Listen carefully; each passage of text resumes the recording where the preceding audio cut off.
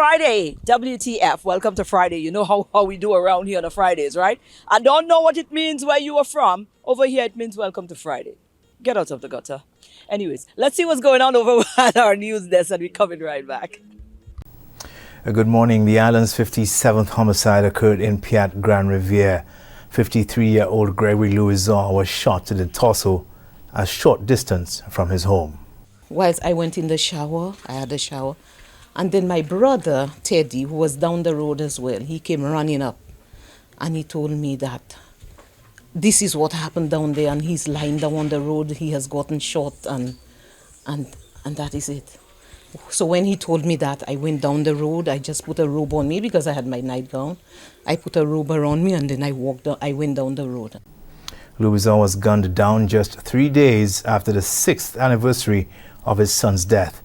His son, 13-year-old Rohan Greg Louison, was killed in a drive-by shooting in 2018.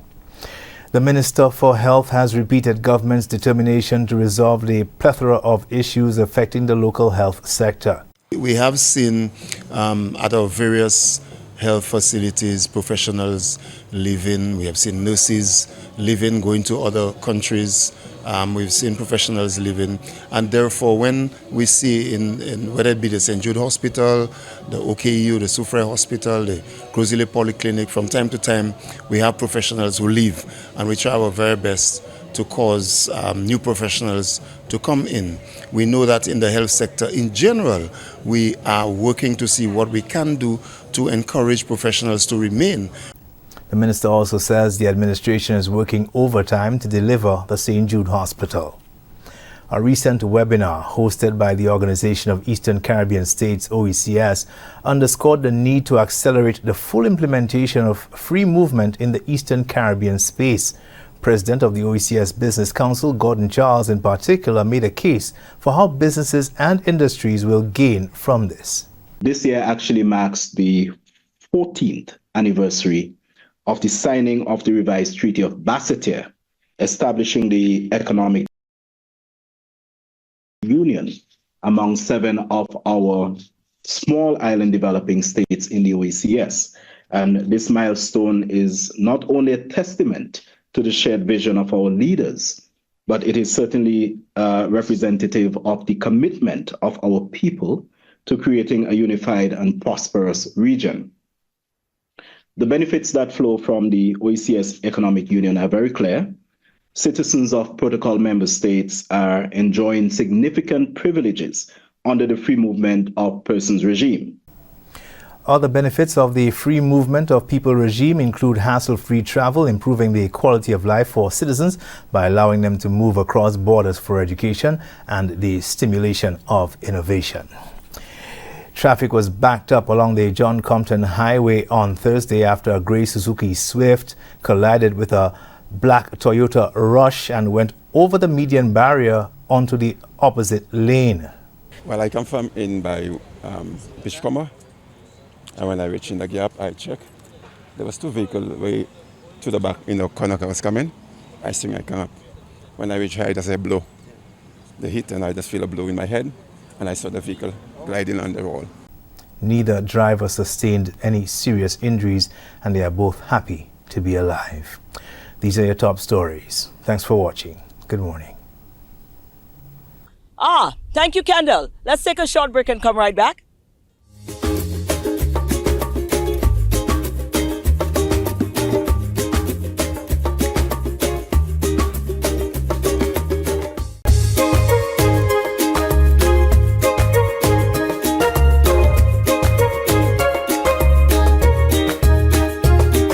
We've got an institution on the island that's been revolutionizing the health sector. La Clinique de Corps. Chela had pop in with them recently. Let's take a look at this. Good morning, viewers. Welcome back. Again, it's DBS this morning. I'm very excited and thrilled that we're able to have Dr. Glasgow take some time out from his busy schedule to accommodate us so that we can educate you all. It is Prostate Cancer Awareness Month. This is what September is all about. So thanks to my years of doing the morning show, I'm very aware of this. And we are here to keep you in the know, because now there is a difference, especially men. Listen up. There is an alternative. There is an option. We know This is something that men would stray away from, and we want everybody, especially our guys, to take care of their health. So there's new technology out. Our friends at La Clinique du Corps have this technology. So, Dr. Glasgow, first of all, thank you for being here with us. How are you feeling today? Hi, good morning. Thank you for having me. It's lovely. Good stuff. Well, I'm so happy that you're here because we definitely want to keep our viewers in the know today. And as I mentioned, it is prostate cancer awareness. And I know you all at La Clinique du Corps carry some of the latest technologies, very innovative, and hopefully it will entice or encourage our men to step up and do a check. So let's talk about the new MRI technology that you all have. And obviously, it's definitely different to the invasive checks that, we are used to traditionally. Yes, so now in St. Lucia, we have one of the latest pieces of equipment from General Electric, the 1.5 Tesla General Electric Healthcare MRI. And with this machine now, we are able to do what is a multi-parametric scan of the prostate. That in itself is a very detailed scan of the prostate. It gives all the information that we would not have seen before. This in itself also takes away from something that men have been very uncomfortable with. So instead of having that discomfort of a digital exam, now you could do a simple blood test and get a multi-parametric scan of the prostate done and know exactly what is happening with your prostate. So we are very excited for this, and we are anticipating the launch of this project for September to commemorate the Prostate Cancer Awareness Month. Yeah, when they say imperfect timing, I think this is exactly what it is. Started it and launched it in the right month, and for us to give a push to ensure that everybody knows, because as you rightfully now explained, it really is very different, this technology, to what the traditional methods were. And hopefully we can see an increase in numbers, because we do know, yes, I'm not a male, but we do know statistically a lot of the men are shying away from that aspect of their health. Indeed. And it's something that is so simple to follow up on, yet still we have 1 in 8 men being diagnosed, and even a greater percentage of men actually suffering demise from prostate cancer, which is something that is very simple to detect and manage. So this is the goal here. This is what we're looking to curtail in itself. Well, this is amazing, and hopefully our viewers at home, even if you're not a male viewer, please pass it on, because I'm sure all of us have brothers, or we have uncles, grandfathers, etc. The list can go on, so we need to spread this news. Now, one question that comes to mind, Dr. Glasgow, is as well some of the potential benefits that this MRI technology can now provide, especially when it comes to early detection. Yes, so with MRIs, they basically build an image of the anatomy. So it will build a picture of the prostate from the cells up, because of how it works. A very powerful magnetic field that builds a very clear image of the most minute of details in any part of the body, especially in parts like the prostate. So we would see what absolutely nothing else would see. Even the blood test that persons would have been hearing about, the PSA, even what it would not detect, the MRI machine would be able to detect. That's so amazing. From the very early stages, before anything could possibly go wrong, you can know exactly what is happening with the prostate. Yeah, I think that's groundbreaking. It's going to be revolutionary as well. And cancer as a whole, just as a blanket statement, is something that really affects so many people. And I feel like anybody watching right now, even if have not been directly affected by someone with cancer, knows of somebody. So it's something very rampant, very common in all of the different forms. So if we have things like this that can help us make early steps to detect, that's great. But now that's going to lead me to asking you a question, because not only do we want early detection, how about what we can do to ensure that we're maintaining a healthy lifestyle, or rather even more specifically to help maintain a healthy prostate? What are some of the things that we can do? Yes. So one of the first things we would say, we have persons who have a higher risk factor. So persons with a family history, especially a strong family history of prostate cancer, you need to start checking your prostate much earlier than the general population. So as early as 45 years, you'd start doing your blood checks, doing the different screening exams. Right.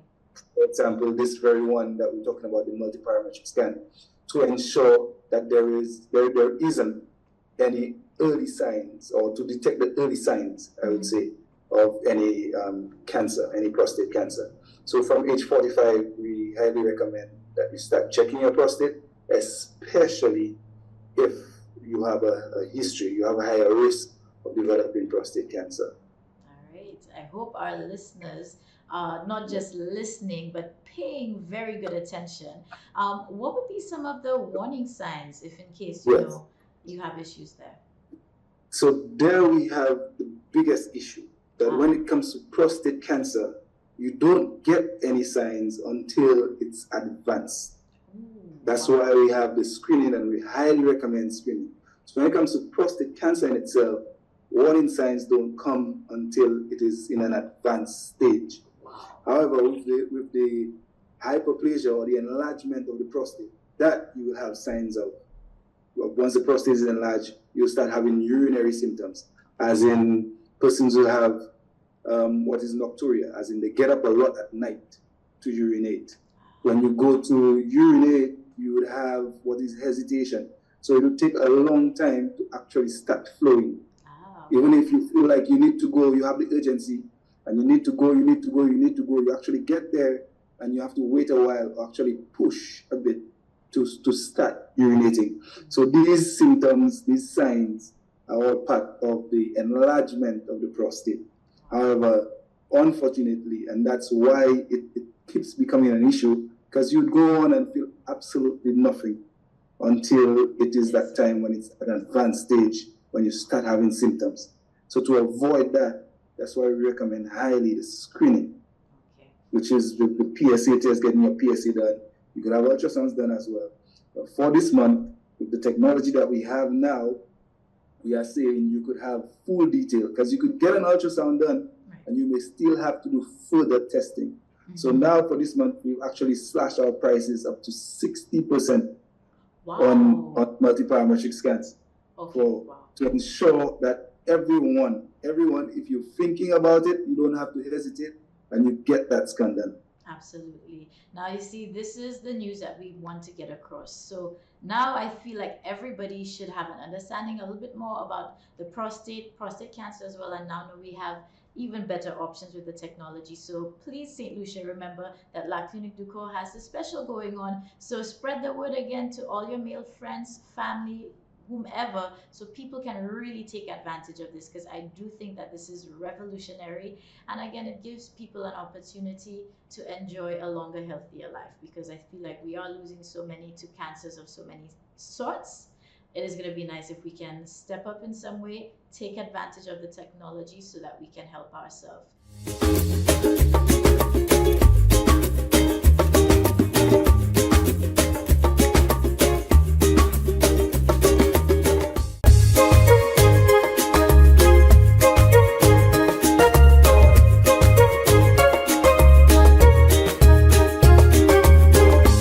And you know, our good friend Diane from the Donation Foundation has always got some exciting news for us.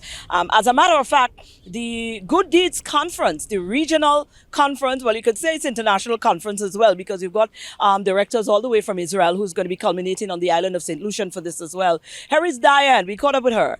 Well, I was on vacation, and I wasn't hearing certain people. So I said, boy, let me see what's going on, because I know a lot of things that's supposed to be happening with our Good Deeds Day and donation. Yes. So Diane, I had to come by because I know a lot is piling up. We've got the pageant upcoming, but I do know we have the conference that is coming up, the Good Deeds Day conference. Yes. And, you know, this club has continued to be so active. So we have to tap in to realize where we're at and what's going on. It's also my understanding you start a little people thing. Yes, Yes. All right. Well, now is the time to tell us all about it. What's been going on, Diane? Yes, a lot has been going on for Donation Foundation. We are excited as to where we are going as a foundation. The team is excited. There is so much happening. So yes, we're going to touch on the Good Deeds Day Regional Conference. That is happening from September 16th to September 19th. We have representatives from 12 islands, to include Israel, Brazil, Bahamas, Grenada, Trinidad, Suriname, you name it. We have our regional leaders coming in for that conference. And the purpose of that conference is one, so that we can get more opportunities to network with our Caribbean leaders, and how can we broaden the Good Deeds Day movement within the Caribbean, because Good Deeds Day is actually an international movement. How can we encourage corporate society to further support us in terms of our movement, because we do have support from corporate society, but I believe we need a lot more. So how can we get corporate society on board? How could we market St. Lucia not just as a tourism industry, but as a nation that really values volunteerism? How could we do that? So this is the aim of the conference, and also we have our international directors for the very first time coming to St. Lucia all the way from Israel. So we have the CEO of the Shari Harrison Foundation. Shari Harrison is actually the founder of Good Deeds Day International. So we have the CEO of that foundation coming to St. Lucia. We have the CEO of Good Deeds Day coming to St. Lucia. We have the Director of International Relationship coming to St. Lucia. So we have a lot of excitement. We are excited because this is a big thing for St. Lucia. We have been one of the Caribbean countries that is really driving Good Deeds Day and volunteerism. So even the directors are excited. They look forward to meeting our people, being on the ground, because we are doing a lot of activities to have an impact on the grassroots level. So we'll be going to the Grosile School. We will be having our directors going to the Gordon Walcott Memorial School. They'll be meeting with the students. And as we speak about the Gordon Walcott Memorial School, we will actually be meeting with the students, and we intend to start the Little Good Deeds Day Club. And of course, most times when we intercept or we really try to change something, it's a little too late. And we want to start with the young people from the age of 6 to really focus on them on volunteerism. How could they make a difference to their school, to their community? That will help them to really build themselves as a young, aspiring leader.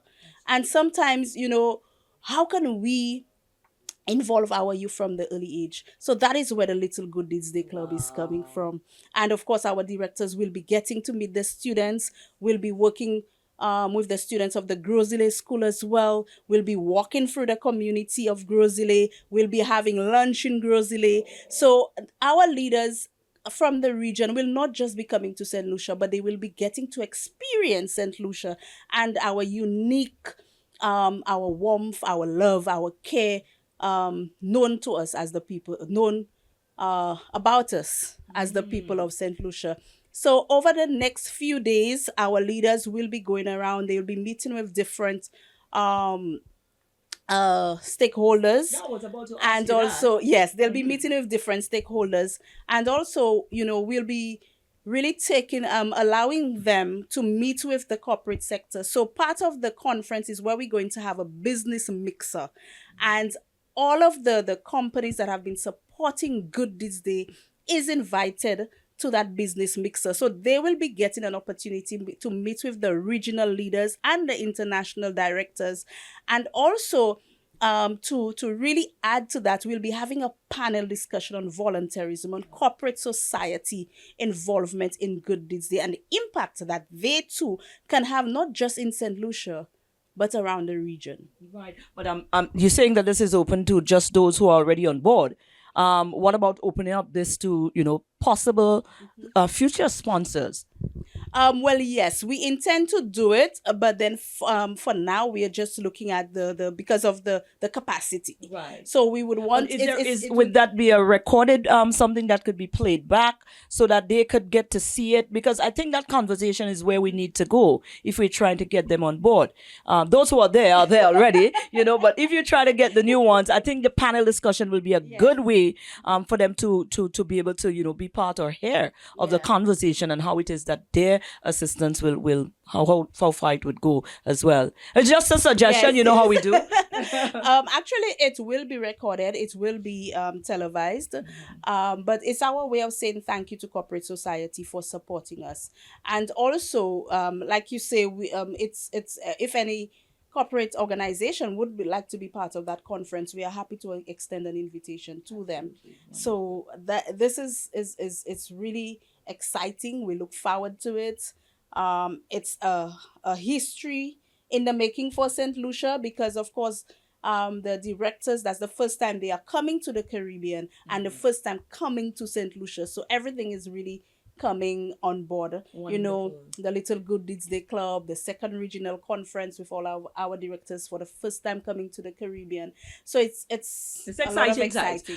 When is, throughout the dates again, and how can persons be involved? The conference is actually from September 16th to September 19th.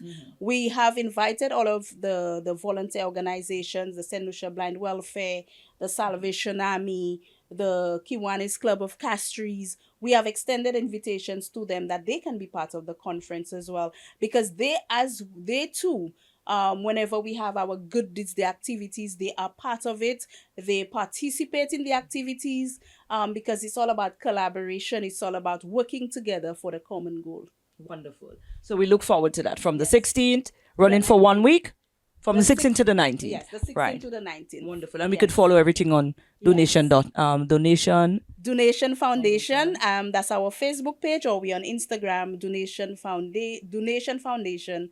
_758. Wonderful. So you can go on there and find out everything you need to find out. And if you'd like to be part of the conference, well, reach out.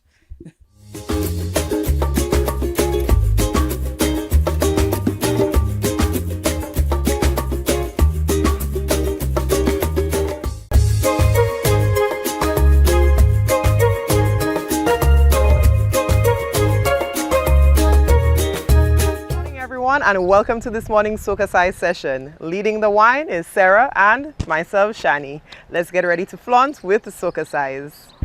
For this morning's workout, we will be doing a cardio Soca jam. Let's get ready to sweat with SocaCize. Yeah. Yeah, yeah, yeah, yeah, yeah. We're going to step, tap. Look where we reach again. Up in a party in the streets again. Even though I never want to 4, 3, 2, let's have the leg up and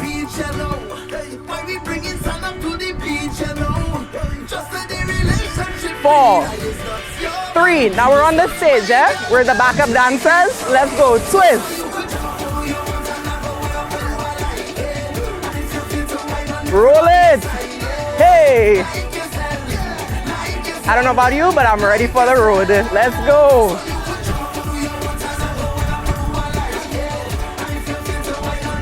Roll it. 4, 3, 2. Next side, tap. And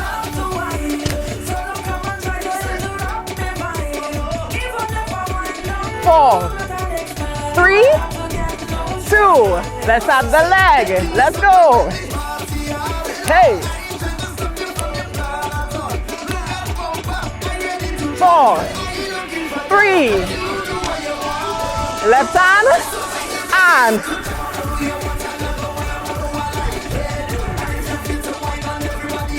'Hey!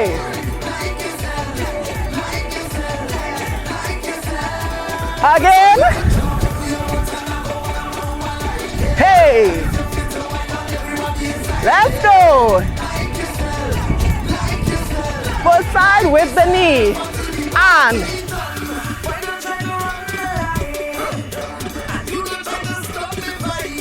4, 4, 3. Now we're going to build on it at the arm. Up and squeeze. Hey.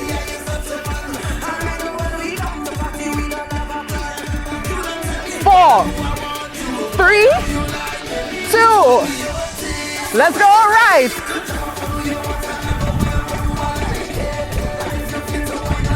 Roll it.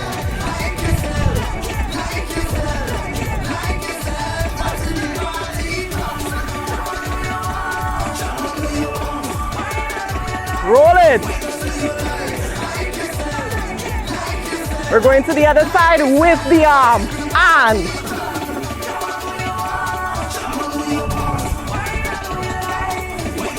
4, 3, 2, 1. That was this morning's session. We hope you are feeling sexy, sultry, and strong. Have a wonderful day. And here it is, another wrap to another amazing week here with us on the DBS This Morning show. We'll be doing it again. We'll kick off again on Monday, God's willing, and we hope you're going to join us then. But we do implore you to be very safe over the weekend. I believe there's some cricket action kicking off this weekend right here in St. Lucia as well. If you're going to be going on out to that to support the Kings, well, go on out and be safe as well. And whatever it is that you're going to be doing over the weekend, remember to be safe and do everything in moderation. We'll catch you again on Monday right here.